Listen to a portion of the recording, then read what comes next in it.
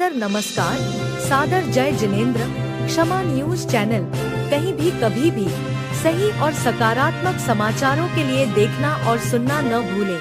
साथ में आपसे विनम्र निवेदन है कि यदि आपने इस चैनल को सब्सक्राइब नहीं किया है तो कृपया अवश्य कीजिए और शेयर और लाइक करना ना भूलें। यह संयमोपकर्म का परिवर्तन हुआ। बार बार मन में भाव आता है और आना स्वाभाविक है कि संयमोपकरण ये उपकरण कहा है। क्या कहा है? बहुत संक्षेप कर रहा हूँ, विलंब ज़्यादा ना हो जाए। कि इसको क्या कहा है? संयमोपकरण, यानी संयम के अनुपालन करने के लिए ये उपकरण के रूप में स्वीकार किया है। और कुंद देव ने 4 उपकरण बताए हैं। शायद वह प्रवचन सार वहाँ पर प्रसंग आया है कि उवयर्णम जनमग्गे लिंगम जहजाद रूप मिधि भणिदम गुरुवैनम पे विनवो सुतज्जैनम च निर्दिष्टम, ऐसा कहा। इसमें संयमोपकरण तो आया नहीं महाराज। सोचो, विचार करो। ये जो 4 उपकरण उन्होंने निर्धारित किए हैं, ये भीतरी उपकरण हैं और बाहरी उपकरण ये संयमोपकरण के रूप में स्वीकार किया गया है। मूलाचार के अनुरूप 28 मूल गुणों का पालन करने वाला श्रमण होता है और वह निरंतर गुप्ती में नहीं रह पाता। और गुप्ती अर्थात ध्यान से जब बाहर आता है तो प्रवृत्ति करना उन्हें अनिवार्य हो जाता है। तो विहार भी करते हैं ईर्ष्या समिति के अनुरूप, किंतु स्वाध्याय आदि भी करते हैं। उठना बैठना भी होता है, निहार आदि क्रिया भी होती है। इन सभी क्रियाओं को निर्दोष संपन्न करने के लिए संयमोपकरण का प्रावधान आगम में है। और जैसा कि अभी पिचिका के विशेषता को लेकर के 3-4 गुण आपके सामने रखा है। इस पिचिका में हल्कापन भी है, लघु है और इसके जो पंख हैं वह बहुत कोमल है और मृदु है। इस प्रकार 3-4 गुण इसके अंदर है, किंतु श्रमण लोगों का ध्यान उस ओर भी जाना चाहिए, ऐसा गुरुदेव का बार बार कहना रहा। ये संयमोपकरण के जो पिचिका के रूप में है, उसके जो बाल है बहुत कोमल और मृदु होते हैं। उससे भी श्रमणों का हृदय कोमल और मृदु होना चाहिए, क्योंकि संयम का अनुपालन हमें करना है। और कायिक चेष्टा के माध्यम से कुछ प्रवृत्ति होती है तो उसमें यदि प्रमाद जन्य दोष लगता है, वह दोष न लगे इसलिए उपकरणों का आलम्बन लेकर के वह प्रवृत्ति करता है। किंतु यत्नाचार पूर्वक यदि वह प्रवृत्ति करता है तो सूक्ष्म जीवों की विराधना क्वचित कदाचित हो भी जाती है, तो भी यत्नाचार पूर्वक प्रवृत्ति करने के कारण तत्संबंधी हिंसा का दोष उन्हें नहीं लग सकता। इस प्रकार आगम ग्रंथों में उल्लेख मिलता है।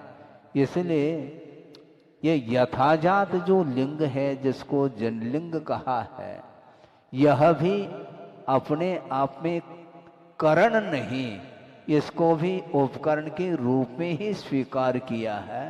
क्योंकि जो भीतरी संयम है, जो भावलिंग जिसको बोलते हैं, वह भावलिंग करण अर्थात साधन के रूप में रहता है और यह सारे सारे उपकरण के रूप में आते हैं। शरीराश्रित जो कुछ भी प्रवृत्ति होती है वह आधार के रूप में है, और इस शरीर के आधार से व्रतों का जो पालन होता है, भीतरी व्रतों का, वह वस्तुतः साक्षात वह मोक्ष के लिए कारण सिद्ध होता है।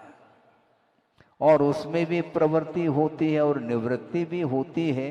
तो प्रवृत्ति परक जो कुछ भी आचरण आत्माश्रित है वह व्यवहार चारित्र के रूप में स्वीकार किया है, और निश्चय चारित्र का अर्थ धारणात्मक होता है, जिसको शुद्धोपयोग की संज्ञा दी है।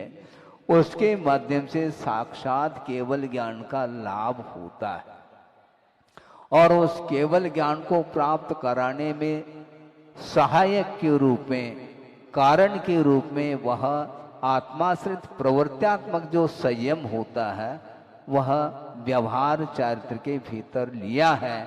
किंतु ये आत्माश्रित व्यवहार और निश्चय, इन दोनों चारित्र के लिए आधारभूत जो चारित्र है वह शरीराश्रित चारित्र माना जाता है, जिसको आधार के रूप में स्वीकार करते हैं, जनलिंग के रूप में स्वीकार किया है।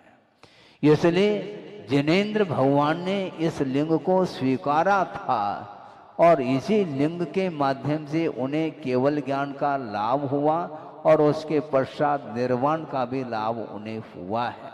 तो लक्ष्य श्रमणों का ये होना चाहिए। लक्ष्य का अर्थ प्रयोजन होता है। किस प्रयोजन को लेकर के इस जिनलिंग को अंगीकार किया है, यह निरंतर ध्यान में रहना चाहिए। यदि ये ध्यान में नहीं रहेगा तो वह आचरण, वह समीचीन बाहर रूप से होता हुआ भी वह साक्षात केवल ज्ञान आदि को प्राप्त कराने में वह कारण सिद्ध नहीं होता। इसलिए पूर्व कोटि जो उत्कृष्ट आयु मानी जाती है, दीर्घ काल तक संयम का अनुपालन करते हैं, इसके उपरांत भी उन्हें केवल ज्ञान हो कोई अनिवार्य नहीं है, इतने दीर्घ काल तक।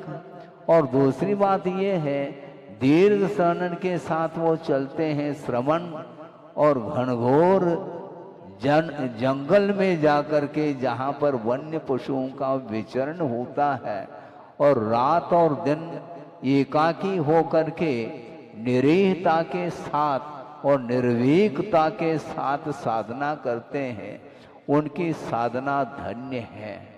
मुझे बार बार वह स्मरण गुरुदेव का आता है। उनके मुख से कई बार हमने सुना है, आपने सुना हो मुझे ज्ञात नहीं है। उन्होंने स्पष्ट रूप से कहा, इसलिए वो बार बार कहते हैं, बार बार कहे बिना दृष्टि जाती नहीं। चाहे वह श्रमण हो, चाहे वह श्रावक हो, व्रती हो, कोई भी हो, व्रत अंगीकार करने के उपरांत भी पुराने कुछ ऐसे मोहजन्य संस्कार होते हैं जिन संस्कारों के कारण लक्ष्य से वह विचलित हो सकता है। इसलिए उनका ये कहना है, ये ध्यान रखो, मैं चिरदीक्षित हूँ, मैं सबसे बड़ा हूँ, ये सारा विकल्प छोड़ो और जिन लिंग को अंगीकार किया है, निरंतर अपने परिणामों को उज्जवल बनाते हुए जीवन को व्यतीत करो, जिसके माध्यम से बीच में एक भव रखा जा सकता है, ऐसा उनका कहना है।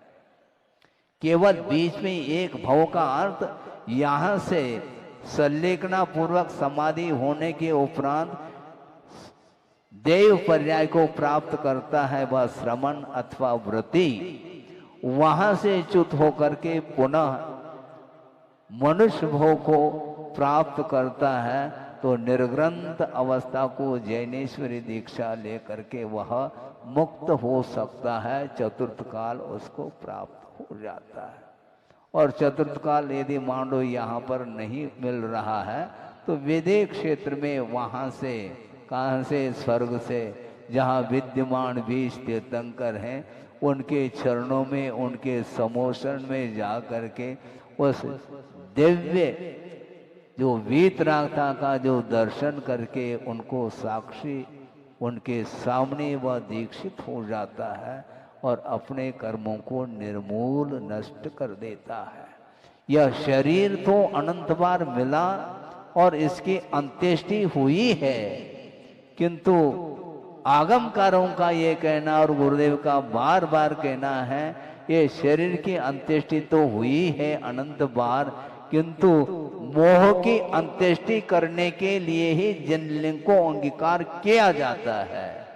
जिनलिंग को अंगीकार करने के उपरांत भी यदि मोह दग्ध नहीं होता, कहीं भी चले जाओ तुम, चाहे वह अनुवृत्ति हो चाहे महावृत्ति हो, कोई भी हो, क्योंकि लक्ष्य तक पहुंचने के लिए निरंतर आत्म तत्व की ओर जिसकी दृष्टि जाती है और कर्तृत्व भोक्तृत्व और स्वामित्व बुद्धि का विनाश कर देता है, उसके लिए ही मोक्ष संभव है।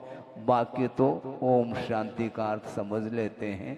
अनंत काल व्यतीत हुआ है, समय निकाला गया है, किंतु जो कार्य संपादित होना था, मोक्ष प्राप्त करना है, मोह को प्राप्त नहीं करना। कदम कदम पर संसारी प्राणी की दृष्टि पर वस्तु की ओर होती है और ये मेरा है, इसके ऊपर मेरा अधिकार है। अरे तुम्हारा कैसा हो सकता है? एक तो ये है कि मूलाचारकार ये कह रहे हैं यदि दुख से तुम मुक्त होना चाहते हो तो जैनेश्वरी दीक्षा अंगीकार करो, 10 प्रकार के जो परिग्रह है उसका विमोचन करो, और करने के उपरांत पुनः यह कहते हैं तुम्हारा था क्या, मैंने छोड़ा। अरे तुम्हारा क्या था ही नहीं, तुम छोड़ क्या सकते हो? तुम्हारी आत्मा भिन्न है और शरीर भिन्न है और अन्य जितने भी पदार्थ हैं उसका तुम्हारे साथ कोई भी संबंध ही नहीं। और पर क्षेत्र पर द्रव्य के ऊपर ही भी यह स्वामित्व भाव रखना चाहता है। ये मेरी वस्तु है, ये मेरा स्थान है, इसके ऊपर किसी दूसरे का अधिकार नहीं है। अरे भैया, अधिकार किसके ऊपर रखना चाह रहे हैं? अपने आत्मा के ऊपर रखो ना अधिकार। आत्म तत्व को छोड़ करके अन्य जितने भी पदार्थ है वह तुम्हारे ना हुए हैं ना होंगे। इसलिए निरंतर साधना करने वाला जो साधक होता है वह सोचता है वस्तुतः ये जो कुछ भी परिणमन है या पौद्गलिक परिणमन है, और इसके साथ आत्मा जो है ना वह पिस रही है? गेहूं के साथ क्या पिसता है? घुन पिसता है। उसी प्रकार ये शरीर है, इसके साथ जो है ना वह आत्म तत्व भी पिस रहा है, लेकिन इसकी दृष्टि एक क्षण के लिए भी उस पर नहीं जा पाती। तो ऐसी स्थिति में आचार्य कहते हैं उनको कौन समझा सकता है? गुरु समझाते समझाते थक सकते हैं, किंतु संसार थकने वाला नहीं, ये ध्यान रखो। इसलिए गुरुदेव कहते हैं ज्यादा समय नहीं दो दूसरों के लिए समझाने की अपेक्षा थे। तुम स्वयं समझ लो, सामने वाले का यदि होनहार अच्छा है, यदि योग्यता है, उपादान यदि तगड़ा है, तो अपने आप छोटे छोटे निमित्त से भी वह उसको समझ में बात आ सकती है। किंतु अध्यात्म की चर्चा सुनाते हुए भी जिसकी आंखें नहीं खुलती है तो भगवान भी आ जाए खुल नहीं सकती, ये ध्यान रखो। इस प्रकार कौन कह रहे हैं? मैं नहीं कह रहा हूं, मैं केवल दोहरा रहा हूं, ये ध्यान रखो। गुरुदेव ने 50-55 साल तक उन्होंने यही उपदेश में बात रखा है, उस ओर ध्यान नहीं जाता। इसलिए बार बार समझाने के उपरांत भी महाराज हमें समझा दो। अरे भैया, हमें समझ नहीं पाए अभी तक संसार का स्वरूप, और तुम्हें मैं क्या समझा सकता हूँ? समझने की क्षमता, क्योंकि कहे गुर कहे सीख गुर करुणाधार, करुणा के साथ गुरुदेव कह रहे हैं। इसके उपरांत भी उनके वचनों की उपेक्षा की है, तो उसको कहाँ वचन मिल सकते हैं? आगम के वचन बहुत दुर्लभ है, ध्यान रखो। ये न्यूज़पेपर नहीं है, सुबह शाम तुम पढ़ते रहो, है बहुत सरल है ये। किंतु गुरुओं के वचन, इसलिए कहा था ना अभी 4 प्रकार के उपकरण में गुरु वयनम कहा। गुरु के जो वचन है वह आत्मसात करना है। बीच में कोई भी व्यक्ति आ करके कुछ भी कह सकता है, उसको सुनना नहीं, इस प्रकार गुरुदेव की आज्ञा है। वो यहाँ पर नहीं, किंतु उन्होंने जो आज्ञा दी है मुझे ज्ञात है और किसी को ज्ञात नहीं है, ध्यान रखो।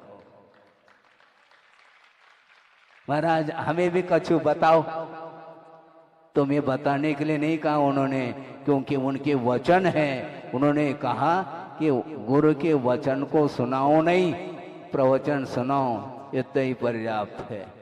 क्योंकि आगम के अनुरूप जब प्रवचन करते हैं उसके माध्यम से सब कुछ हासिल हो सकता है। केवल श्रद्धा की बात है, आस्था की बात है। जिसके अंदर आस्था और विश्वास नहीं है और कदम कदम पर वह आस्था को भी परिवर्तित कर सकता है। इसलिए कहा क्योंकि अपनी मन की बात जब नहीं होती, अपना प्रयोजन जब सिद्ध नहीं होता है, तो वह पंडाल के बाहर जा सकता है, वो आएगा नहीं। वो हम समझते हैं कि हमारा भक्त है, भूल में हो तुम। तुम्हारा भक्त तब होगा चाहे वह पंडाल में रहे, चाहे पंडाल के बाहर है, चाहे गुरु के चरणों में रहे अथवा गुरु के परोक्ष में रहे।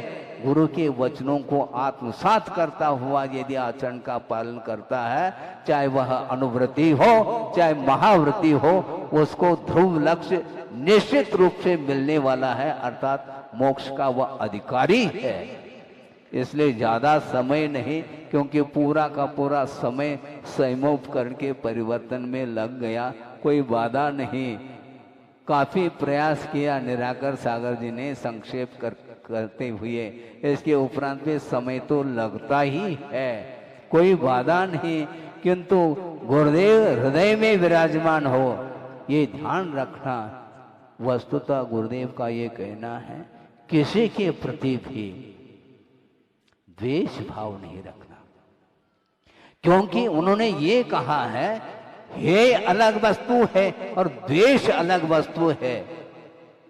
हाँ, द्वेष जो भाव जागृत होता है वह शत्रुता का भाव है, और सादर में भाई के प्रति यदि शत्रुता का द्वेष का भाव आ जाएगा तो वात्सल्य भाव समाप्त हो जाएगा, और जहां वात्सल्य समाप्त हुआ वहां पर सम्यक दर्शन देखने को नहीं मिलेगा। इस लाइट में वह सम्यक दर्शन देखने को नहीं मिलता है, ध्यान रखो। और यदि वात्सल्य है तो रात में भी सम्यक दर्शन को हम देख सकते हैं, वह भावों का खेल है। सम्यक दर्शन मात्र पढ़ने मात्र से नहीं आने वाला। आप पढ़िए, शास्त्र का अध्ययन उन्होंने कुंद स्वामी ने लास्ट में रखा। किसी के मन में ये विकल्प आया कि महाराज जब शास्त्र का अध्ययन कोई कर रहा है, वह उपकरण है, उतना पर्याप्त होना चाहिए, फिर गुरु वयन की क्या आवश्यकता है। आचार्य कहते हैं तुम भूल में हो, तुम बैठो। हाँ, जो तुम्हें शास्त्र का अध्ययन करने में आ रहा है वह किसके आश्रय से आया है? गुरु के आश्रय से आया है। इसके उपरांत भी अनुभव नहीं होने के कारण वह शास्त्र का अध्ययन करने के उपरांत भी वह दुरुपयोग कर सकता है और करता है। अनेकांत जो धर्म है, किस समय किस पहलू को मुख्य करना और किसको गौण करना, अर्पित और अनर्पित, इसमें यदि कुशल नहीं है तो कभी भी वह गंतव्य को प्राप्त नहीं कर सकता। इसलिए गुरु वयन का अर्थ, जो गुरुओं के जो वचन हैं वो अनुभव परक होते हैं। किस समय किसका अर्थ निकालना, किस रूप में निकालना, ये अनुभव बोलता है। आप शास्त्र खोलेंगे, महाराज इसका अर्थ क्या, फिर प्रश्न क्यों करते हो? इसका अर्थ यह है कि मात्र सेल्फ स्टडी करने से काम नहीं चलने वाला, अर्थ का अनर्थ हो सकता है। इसलिए ऐसा नहीं, गुरु के जो वचन हैं उसको सुरक्षित रखिएगा, सुरक्षित रखने का अर्थ डिब्बे में बंद करके रखें क्या, डायरी में नोट करके रखें क्या? नहीं, इसको डायरी बनाओ। किसको?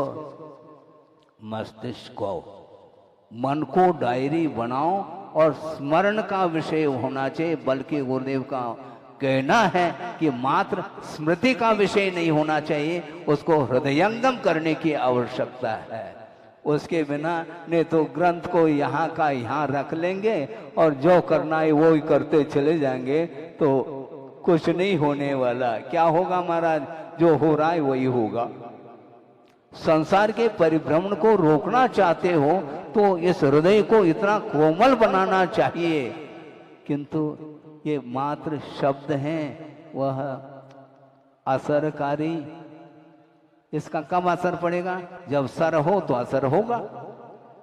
हाँ, दिमाग हो, जिसके पास समर्पण का भाव है, उसी के लिए ये गुरुओं के और भगवान के जो वचन हैं वो असरकारी सिद्ध होते हैं, नहीं तो नहीं हो सकते। वे बिल्कुल अकाट्य सिद्धांत है। इस प्रकार गुरुदेव बार बार समझाते थे। हमने सोचा हमें कुछ बोलना ही नहीं। 40 साल लगभग उनके सानिध्य में रहने को मिला। यह भी बहुत उनकी कृपा, असीम कृपा मेरे पर रही, और भी महाराजों के ऊपर रही। ऐसा नहीं केवल मेरे पर ही रही, किंतु उनके चरणों में रह करके हमने सोचा हमें कुछ बोलना नहीं। उनके सामने हम क्या बोले? उनके वचनों को उन्हीं को सुनाएं क्या? ग्रहण करने की बात है, आत्मसात करने की बात है। हमने सोचा अब बिल्कुल हमें बोलना नहीं, किंतु जो दे रहे हैं उसका आस्वादन लेना, स्वाद लेना है। उसके बिना कर्म कटते नहीं। मोह की अंत्येष्टि करने के लिए यह पर्याय मिली है और यह अवसर मिला है। इसको कभी भी भूल करके भी गुरु के वचनों से हट करके यदि हम अपने प्रयोजन को शुद्ध करने के लिए उनके वचनों का यदि हम उल्लंघन करते हैं, इसके उपरांत भी गुरुदेव कुछ नहीं कहने वाले, क्योंकि उनको ज्ञात है कि संसार का ये स्वरूप है, संसार की ये रीत है। अपना प्रयोजन यदि नहीं होता है वह खिसकना चाहता है। इससे स्पष्ट है, हमें अनुभव में आ रहा है ये गुरुओं के वचनों से भी कोई अलौकिक वस्तु हो सकती उसके दृष्टि में, तभी तो गुरु के वचनों को महत्व न दे करके अन्यत्र मार्ग खोजता है और वहां चले जाए, यहाँ चले जाए, यहाँ पर कुछ नहीं मिल रहा है, अन्यत्र से मुझे कुछ मिल जाएगा। कोने कोने में रहो, छान लो, क्योंकि सब जग देखो छान कहा है? कहून सुख संसार में सब जग देखो छान। अभी भी छानने में लगा है। छानो नहीं, बहुत छन्ने फट गए हैं, छानना नहीं, किंतु समर्पण भाव के साथ गुरुओं के वचनों को आत्मसात करने का पुरुषार्थ करो। और गुरु के प्रति जो विनय है, वस्तुतः विनय प्रत्यक्ष में ही नहीं होता, बल्कि प्रत्यक्ष से भी कड़ी परीक्षा है परोक्ष में साधक की। परोक्ष में यदि मान लो स्वच्छंद होकर के, गुरु तो अपने सामने है ही नहीं। पहले डर लगता था, अब किसका डर है? अरे भैया पाप भीरू बनो, पाप से डरो, गुरु से डरने की कोई आवश्यकता नहीं। गुरु क्या पिटाई कर रहे हैं क्या? काय को करेंगे वो?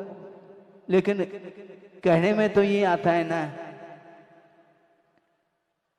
नजरों से गिराना नाथ, चाहे जितनी सजा देना, वो काय को सजा देंगे? उनके नजरों से तुम गिर क्यों रहे? वो नहीं गिरा रहे हैं, हम स्वयं गिर रहे हैं अपने भावों के कारण। इसलिए कभी भी भूल करके भी सच्चे देवगुरु शास्त्र को साइड में रख करके अपने मन के अनुरूप यदि प्रवृत्ति करोगे, उस प्रवृत्ति का प्रतिफल निरंतर मिलने वाला है। और इसी को गुरुदेव ने कहा, 50 बार कहा, इसको प्रज्ञापराध माना जाता है।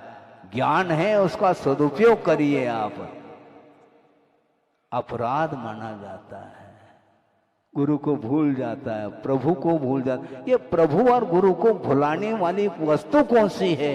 यही मोह है, और मोह ही गाफिल करा देता है। ज्यादा समय नहीं लेते हुए इसको यहीं पर विराम देना चाहूँगा। और वे 5 दिन आपके सामने आने वाले हैं, भिन्न भिन्न कल्याणकों के विषय को लेकर के। इसी विषय को आगे बढ़ाया जा सकता है, किंतु आत्मसात होकर के समर्पण भाव के साथ, आस्था के साथ यदि गुरु की वाणी और प्रभु की वाणी को सुनने का पुरुषार्थ करते हैं तो निश्चित रूप से यह संयम का उपकरण जो परिवर्तित हुआ है, ये निश्चित रूप से मोक्ष को दिलाने वाला है। क्योंकि ये चारित्र माना जाता है, सम्यक चारित्र माना जाता, और सम्यक चारित्र की यदि रक्षा होती है इसी प्रकार कोमल पिच्छिका के माध्यम से होती है। और इस पिच्छिका के माध्यम से हम सूक्ष्म जंतुओं की विराधना से बचते हैं। ये तो द्रव्य हिंसा से बच गए, किंतु भाव हिंसा से यदि नहीं बचोगे तो निश्चित रूप से यह संसार का परिभ्रमण रुकने वाला नहीं। इसलिए संसार से ऊपर उठना चाहो तो निरंतर जो पर्याय आपको मिली है, क्योंकि मन है आपके पास, विचार करने की क्षमता है, अपने छोड़ने योग्य क्या, ग्रहण करने योग्य क्या, ये सारा सारा विषय मन के माध्यम से हमें ज्ञात होता है। इसलिए इस मन का दुरुपयोग नहीं करते हुए पांचों इंद्रिय और मन का यदि सदुपयोग करते हैं, निश्चित रूप से जो कुछ भी अपनी शक्ति के अनुरूप चारित्र को अंगीकार किया है उसकी सार्थकता सिद्ध हो सकती है, और एक दिन हमें प्रभु बनने का अवसर प्राप्त हो सकता है। हो इस पवित्र भावना के साथ अहिंसा परमो धर्म की। क्षमा न्यूज चैनल देखने के लिए आपको बहुत बहुत धन्यवाद। सादर प्रणाम। सादर जय जिनेंद्र।